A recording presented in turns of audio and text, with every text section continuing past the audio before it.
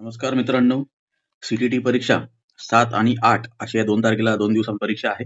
सीटीटीचे hall ticket पण आहे. Hall ticket download करून घ्या आणि आपलं सेंटर कुठं आहे त्याच्याबद्दल थोडीशी खात्री करून घ्या. बरेच सेंटर इकडे-तिकडे असल्यामुळे थोडंसं लांब पण असू शकतं आणि काहीचे सेंटर इकडून जर डिस्टन्स बदलला तर आपल्याला अडचण निर्माण होऊ शकते. म्हणून सेंटर बघून घ्या.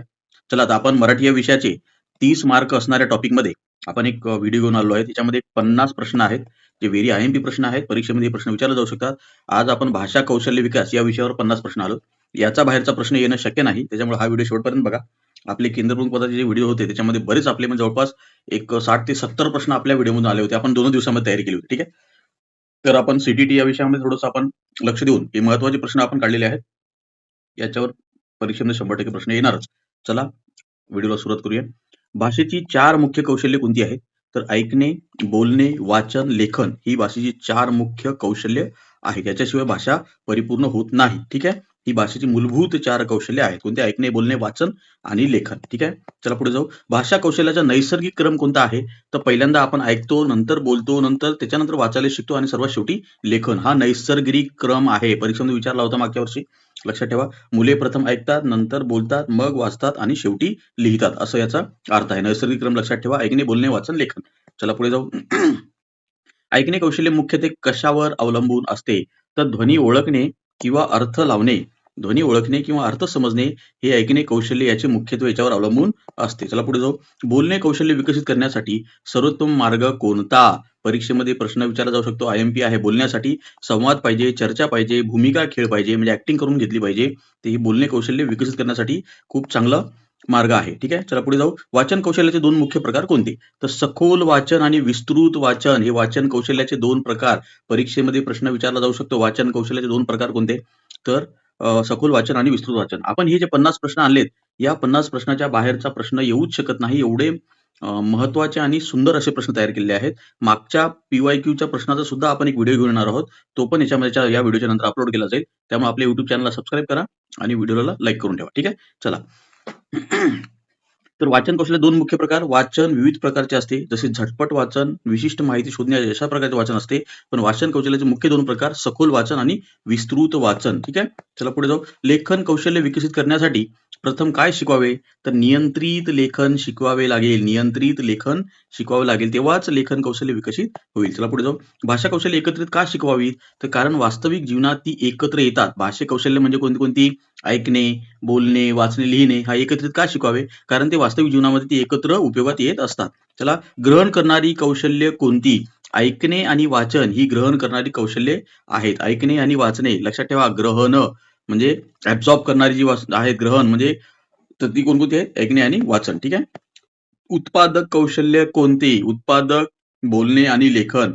जे आपण ग्रहण केलंय त्याला जर बोललं आणि लिहिलं तर ती उत्पादक झालं, ते उत्पादन झालं. त्याला उत्पादन कौशल्य अशी म्हणतात. चला पुढे जाऊ. मुले भाषा कौशल्य कशी विकसित करतात? अनुकरण करतात, त्याचा सराव करतात आणि त्याचा अर्थपूर्ण संदर्भ घेतात. त्याला मुले अशा प्रकारे भाषा कौशल्य विकसित करतात. ऐकणे आकलन मुख्यत्वे कशासाठी महत्वाचे आहे? ऐकणे आकलन मुख्यत्वे निर्देश समजण्यासाठी आणि प्रतिसाद देण्यासाठी महत्वाचं आहे. म्हणजे समोरचा आपल्याला काय सूचना देतोय आणि त्याला आपण रिस्पॉन्स काय द्यायचा आहे, हे याचं आकलन मुख्यत्वे यासाठी महत्वाचं आहे. ठीक आहे. चला पुढे जाऊ. बोलणेमध्ये प्रवाह विकसित करण्यासाठी काय आवश्यक आहे? तर जास्त सराव आणि कमी चुका करायला पाहिजे. त्या चुकांची दुरुस्ती पाहिजे. तर बोलण्यामध्ये प्रवाह विकसित करण्यासाठी, बोलण्याचा जो प्रवाह आहे तो विकसित करण्यासाठी जास्त सराव आणि कमी चुका दुरुस्ती पाहिजे. चला. विस्तृत वाचनाचा मुख्य उद्देश काय आहे? तर वाचनाची सवय आणि प्रवाह वाढवणे. वाचनाची सवय आणि प्रवाह वाढवणे असं विस्तृत वाचनाचं मुख्य उद्देश आहे. ठीक आहे. चला पुढे जाऊ. सखोल वाचनात कशावर भर असतो? तर तपशीलवार आकलन आणि भाषिक घटकावर असतो. सखोल वाचनामध्ये तपशीलवार आकलन असतं आणि भाषिक घटकावर भर असतो. ठीक आहे. आयएमपी टॉपिक आहे, लक्षात ठेवा. चला पुढे जाऊ. नियंत्रित लेखन म्हणजे काय? तर शिक्षकाने दिलेल्या ढाच्यात लेखन करणे याला नियंत्रित लेखन असं म्हणतात. ठीक आहे. मार्गदर्शित लेखनाचा पुढचा टप्पा कोणता? तर मुक्त लेखन. म्हणजे अगोदर मार्गदर्शन करून जे लेखन केलंय त्याच्यानंतर कोणतं येतं? मुक्त लेखन. लक्षात ठेवा. हे परीक्षेमध्ये जोड्या लावा किंवा पुढचा टप्पा असं विचारू शकतात. ठीक आहे. बहुसंवेदी दृष्टिकोन म्हणजे काय? दृश्य, श्राव्य, स्पर्श यांचा वापर करून करणे म्हणजे बहुसंवेदी दृष्टिकोन होय. ठीक आहे. चला पुढे जाऊ. ध्वनी विज्ञान दृष्टिकोन मुख्यत्वे कोणत्या कौशल्यासाठी आहे? तर ध्वनी विज्ञान दृष्टिकोन वाचनासाठी. इथे गडबड काय होईल? ध्वनी विज्ञान दृष्टिकोन म्हटलं का ऐकण्यासाठी असं उत्तर द्याल तुम्ही, तर ध्वनी विज्ञान दृष्टिकोन जो आहे तो वाचनासाठी आहे, लक्षात ठेवा. मौखिक कौशल्य म्हणजे काय? ऐकणे आणि बोलण्याचे एकत्रीकरण म्हणजे मौखिक कौशल्य होय. ठीक आहे. त्याला पुढे जाऊ. साक्षरता म्हणजे काय? वाचन आणि लेखन कौशल्य विकसित करणे म्हणजे साक्षरता होय. वाचन आणि लेखन. ठीक आहे. याच्यामध्ये ऐकणे आणि बोलणे इन्क्लूड नाही. वाचणे आणि लेखणे हे दोन गोष्टी साक्षरतामध्ये इन्क्लूड आहेत. ऐकण्यापूर्वीची क्रिया कशासाठी होते पाहिजे? तर विद्यार्थ्यांना तयार करणे आणि त्यामध्ये रस वाढवणे यासाठी ऐकण्यापूर्वीची क्रिया पाहिजे. ठीक आहे. ऐकतानाच्या क्रियेत काय करावे? तर नोंद घेणे, रिक्त जागा भरणे, खरे खोटे अशा प्रकारचे प्रश्न ऐकतानाच्या क्रियेमध्ये सांगता येतील आपल्याला. ठीक आहे. चला पुढे जाऊ. ऐकण्यानंतरच्या क्रियेत काय येतं? तर चर्चा, सारांश, भूमिका खेळ, ऍक्टिंग. म्हणजे ऐकल्यानंतर आपण काय करायचं आहे? तर चर्चा घ्यायची आहे, सारांश घ्यायचा आहे आणि भूमिका खेळ घ्यायचा आहे. ठीक आहे. उच्चार सरावासाठी सर्वोत्तम पद्धत कोणती? अनुकरण आणि पुनरावृत्ती. म्हणजे उच्चार चांगला आणण्यासाठी आपल्याला अनुकरण आणि पुनरावृत्ती पद्धती सर्वोत्तम आहे. जोरात वाचनाचा फायदा काय? तर उच्चार आणि प्रवाह सुधारतो. जोरात वाचनाचा फायदा उच्चार आणि प्रवाह सुधारतो. शांत वाचन मुख्यत्वे कशासाठी असते? तर आकलन आणि वेग वाढवण्यासाठी शांत वाचन असते. त्याला पुढे जाऊ. झटपट वाचन म्हणजे मुख्य कल्पना झटपट पकडणे, याला झटपट वाचन असे म्हणतात. विशिष्ट शोध वाचन म्हणजे काय? तर विशिष्ट माहिती शोधणे. विशिष्ट माहिती शोधणे म्हणजे विशिष्ट शोध वाचन होय. सर्जनशील लेखनासाठी काय आवश्यक आहे? तर कल्पनाशक्ती आणि मुक्त अभिव्यक्ती ही आवश्यक आहे. सर्जनशील म्हणजे काहीतरी नवीन विचार करून लिहिणे. त्याला कल्पनाशक्ती आणि मुक्त अभिव्यक्ती पाहिजे. हस्ताक्षर विकासासाठी काय महत्वाचे आहे? तर नियमित सराव आणि योग्य पद्धत पाहिजे. नियमित सराव आणि योग्य पद्धत पाहिजे. भाषा खेळ भाषा कौशल्य विकासासाठी उपयुक्त का?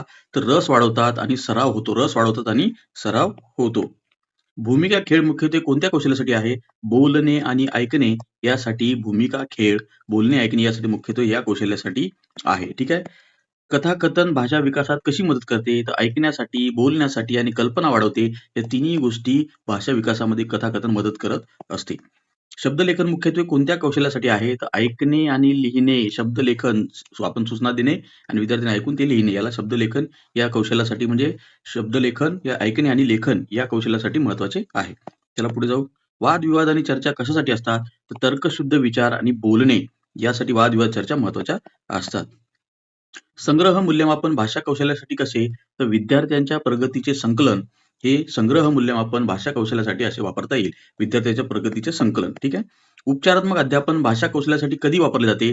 तर कमकुवत विद्यार्थ्यासाठी ते वापरले जाते. उपचारात्मक अध्यापन भाषा कौशल्यासाठी म्हणजे कमकुवत विद्यार्थी असेल तर वापरले जाते. दृश्य साधने म्हणजे चित्रे, चार्ट कशासाठी उपयुक्त आहेत? तर शब्दसंग्रह आणि आकलन होण्यासाठी महत्वाची आहेत. श्राव्य दृश्य साहित्य मुख्यत्वे कशासाठी? तर ऐकणे आणि बोलण्यासाठी आहे. पुढे जाऊ. बहुभाषिक वर्गात कौशल्य विकास कसा करावा? तर मातृभाषा संसाधन म्हणून वापरावी. लक्षात ठेवा. मातृभाषेतूनच शिक्षण असं महत्व सांगितलंय. RTE 2009 मध्ये पण तेच सांगितलंय आणि NEP 2020 मध्ये पण तेच सांगितलेलं आहे. NEP 2020 मध्ये तर इयत्ता 5वी पर्यंत मातृभाषेतून शिक्षक आणि जास्तीत जास्त जमेल तर 8वी पर्यंत पण मातृभाषेतून शिक्षण द्यावं असं सांगितलेलं आहे. NEP 2020 लक्षात ठेवा. 29 जुलै 2020 ला याची स्थापना झालेली आहे. अध्यक्ष आहेत कस्तुरी रंगन. लक्षात ठेवा. परीक्षेमध्ये या पण CTT मध्ये प्रश्न विचारला जाऊ शकतो. आणि NEP हे कितवे धोरण आहे? तिसरे धोरण आहे. पहिले 1968, दुसरे 1986 आणि तिसरे 2020. ठीक आहे. एवढं लक्षात ठेवा. 1986 मध्ये 21A कलम लागू झालं. ठीक आहे. हे महत्वाचं आहे. सर्वात महत्वाचं लक्षात ठेवा. ठीक आहे. चला पुढे जाऊ. तर्कशुद्ध वाचन म्हणजे मजकुराचे मूल्यमापन आणि विश्लेषण होय. तर्कशुद्ध वाचन म्हणजे मजकूर जे आहे त्याचं मूल्यमापन आणि विश्लेषण होय. नोंद बनवणे लेखन कौशल्याचा भाग का? तर मुख्य मुद्दे लिहिणे आणि आकलन करणे यासाठी नोंद बनवणे लेखन कौशल्याचा भाग आहे. पत्रलेखनाचे प्रकार कोणते? औपचारिक आणि अनौपचारिक असे पत्रलेखनाचे 2 प्रकार आहेत. लक्षात ठेवा. औपचारिक आणि अनौपचारिक. हे सोपे प्रश्न आहेत, पण आपल्याला ते आठवत नसतात. त्यामुळे रिकॉलसाठी सुद्धा हा व्हिडिओ महत्त्वाचा आहे. पत्रलेखनाचे प्रकार 2 औपचारिक पत्रलेखन आणि अनौपचारिक पत्रलेखन. ठीक आहे. चुका विश्लेषण भाषा कौशल्य विकासात कधी मदत करते? तर चुका ओळखून सुधारणा करणे ही भाषा कौशल्यात मदत करते. ठीक आहे. चुकांचं विश्लेषण भाषा कौशल्यात कशी मदत करतं? तर चुका ओळखून सुधारणा करणे असं लक्षात येतं. ठीक आहे. सर्वांनी लक्षात घ्या, की ही जी व्हिडिओ आहेत व्हेरी IMP आहेत. व्हिडिओ शेवटपर्यंत बघा आणि आपल्या YouTube चॅनलला सबस्क्राईब करायला विसरू नका. चला पुढे जाऊ. अभिप्राय भाषा कौशल्यासाठी महत्वाचा का आहे? तर अभिप्राय हा सुधारणा आणि प्रेरणेसाठी महत्वाचा आहे. अभिप्राय शिवाय संप्रेषण होत नाही.